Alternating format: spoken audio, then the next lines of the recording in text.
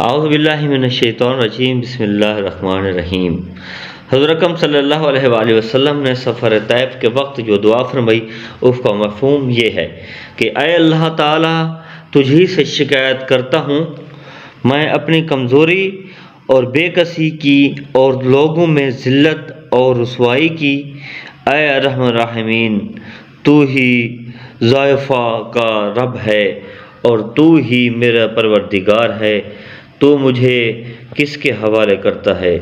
کسی اجنبی بیگانہ کے جو مجھے دیکھ کر ترش روح ہوتا ہے اور منہ چڑھاتا ہے، یا کہ کسی دشمن کے جس کو تو نے مجھ پر قابو دے دیا ہے۔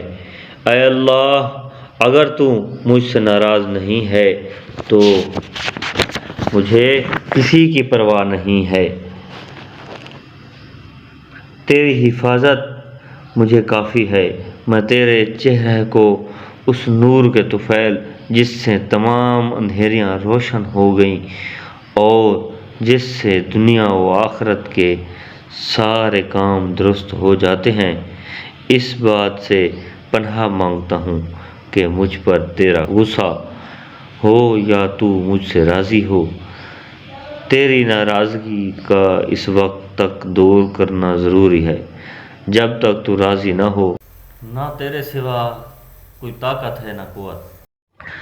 مالک الملک کی شان قہاری کو اس پر جوش آنا ہی تھا کہ حضرت جبرائیل علیہ السلام نے آ کر سلام کیا اور عرض کیا کہ اللہ تعالیٰ نے آپ کی قوم کی وہ گفتگو جو آپ سے ہوئی سنی اور ان کے جوابات سنے، اور ایک فرشتے کو جس کے متعلق پہاڑوں کی خدمت ہے آپ صلی اللہ علیہ وسلم کے پاس بھیجا ہے کہ آپ جو چاہیں اس کو حکم دیں۔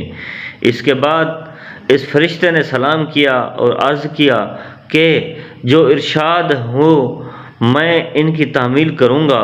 ارشاد ہو تو دونوں جانب کے پہاڑوں کو ملا دوں جس سے یہ سب درمیان میں کچل جائیں، یا اور جو سزا آپ تجویز فرمائیں۔ حضور صلی اللہ علیہ وآلہ وسلم کی رحیم و کریم ذات نے جواب دیا کہ میں اللہ سے اس کی امید رکھتا ہوں، اور اگر یہ مسلمان نہیں ہوئے تو ان کی اولاد میں سے ایسے لوگ پیدا ہوں جو اللہ کی پرستش کریں اور اس کی عبادت کریں۔